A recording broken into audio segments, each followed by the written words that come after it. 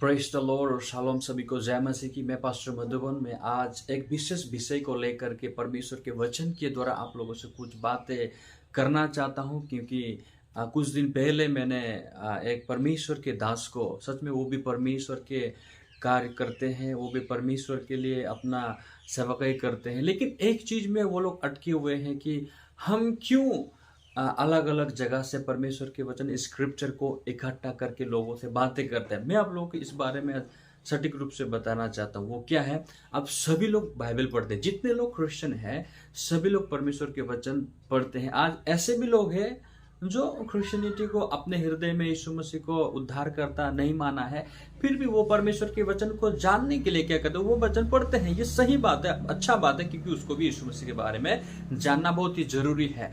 तो my dear friends, आज मेरा कहने का मतलब ये है, बोलने का बात जो ये है कि मैं आप लोगों से क्या बताना चाहता हूँ। आज मुझे वो परमेश्वर के वो भी क्रिश्चियन है, परमेश्वर के काम करने के लिए वो भी बहुत ही इच्छुकता है, लेकिन उन्होंने मेरा वचन सुनने के बाद में क्या बताया कि ये जो पास्टर है ना, ये जो पास्टर है अलग अलग जगह से स्क्रिप्चर को इकट्ठा करता है और बताते हैं। मेरे प्रिय, सबसे पहले बात ये है, आपको और मुझे जानना है, हम क्रिश्चियन लोग जितने परमेश्वर के दास हैं सभी लोग इन्हीं बाइबल वचन से ही बातें करते हैं, दूसरा किसी भी चीज से बात नहीं करते। ठीक है, फॉर एग्जाम्पल मैं उदाहरण तौर से मैं आज आप लोग से बात करना चाहता हूं।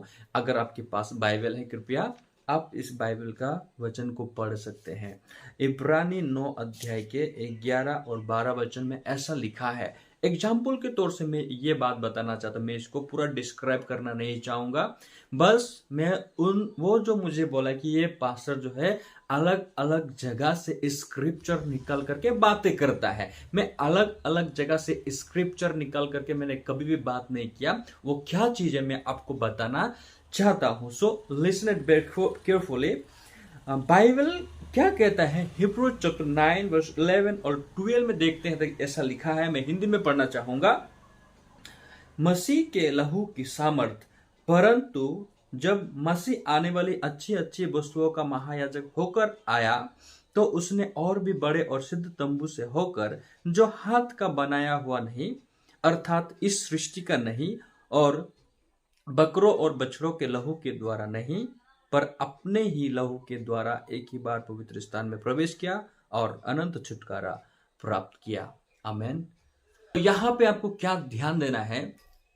हिब्रू चैप्टर 9 वर्स 11 और 12 उदाहरण लेने के लिए मैंने ये वचन को पढ़ा, वो बात को समझाने के लिए कि ये पास्टर अलग अलग जगह से स्क्रिप्चर लेकर के बताते। तो यहां पर दो मंदिर के बारे में, एक है हाथ का बनाया हुआ मंदिर और एक बिना हाथ के बनाया हुआ मंदिर, अर्थात स्वर्ग मंदिर के बारे में, यहां पर इटर्नल रिडेम्पशन के बारे में बताया गया। तो हाथ का बनाया हुआ मंदिर और हाथ का नहीं बनाया हुआ मंदिर, इसको अगर समझने के लिए आप क्या करेंगे ये आप हमको बताइए, कमेंट्स करके आप जरूर बताइए। जो मुझे बोला वो जरूर बता दीजिए, ठीक है ना। मैं किसी के विरोध में भी नहीं बोलना चाहता हूं ना, उसने मेरे को ऐसा बोला मैं वो चीज को करेक्ट करना चाहता हूं, क्योंकि उसके हृदय में, उसके दिमाग में जो है वो अलग समझ बैठा है कि ये पास्टर ने अलग अलग जगह से स्क्रिप्चर लिया है। तो यहाँ पे बाइबल में दो मंदिर के बारे में बातें करता है, और एक स्वर्गीय मंदिर के बारे में और एक पृथ्वी में जो हाथ का बनाया हुआ मंदिर।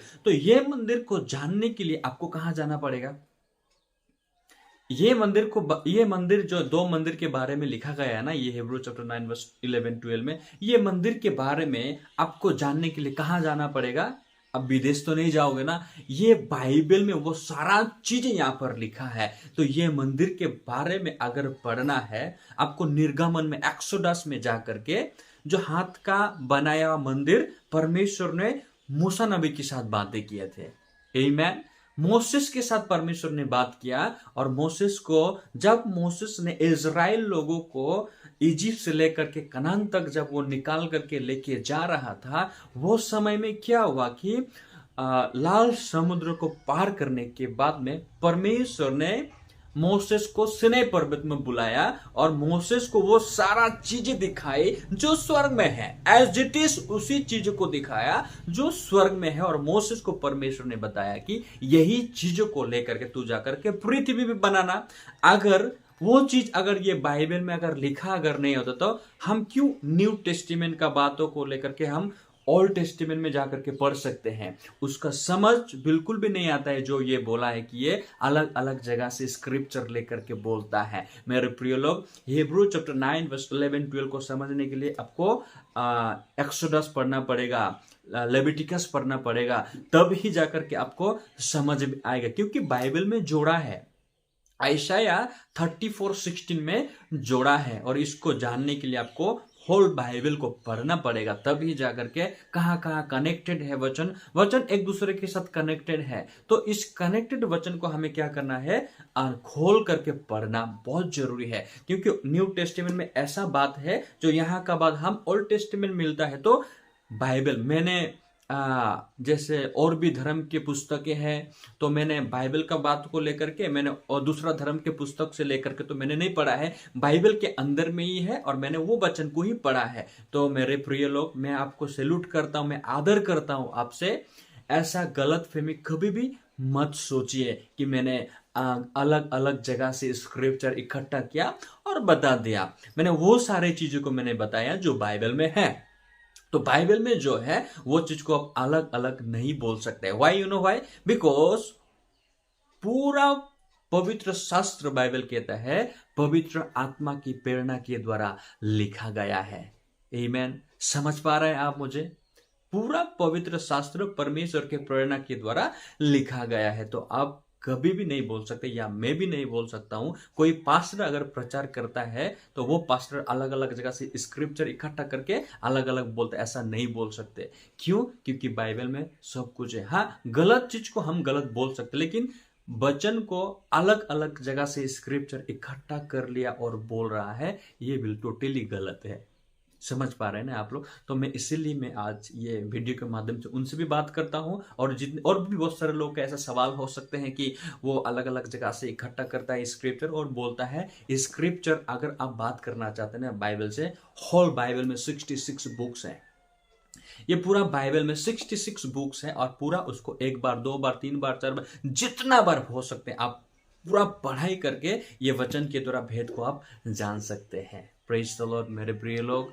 और मैं आज यही बातों को बताने के लिए आप लोगों से इस वीडियो के माध्यम से बातें की कि कोई भी लोग अलग अलग स्क्रिप्चर अपना के नहीं बोलते हैं। बाइबल में हर एक स्क्रिप्चर का एक एक कनेक्टेड वर्सेस है। तो कनेक्टेड वर्सेस को हम लोग को लगा करके ही पढ़ने से हम लोग समझ पाएंगे। अगर एक ही वर्ष को अगर देख के अगर हम लोग बोले हाँ यहाँ पे तो ऐसे, तो उसका और भी कनेक्टेड रिलेटेड वर्सेस बहुत सारा है। तो वो सारे रिलेटेड वर्सेस को हमको देख करके क्या करना पड़ेगा, लोगों से अच्छा से समझाने के लिए, ताकि वो भी वचन को सटीक रूप से समझ पाए। इसलिए ये सारे वर्सेस को लेकर के हमें समझाना पड़ता है। तो आई होप आप लोगों ने वचन को समझे होंगे, और मैं आशा करता हूँ जो भाई ने ये कमेंट किया था वो भी समझे होंगे।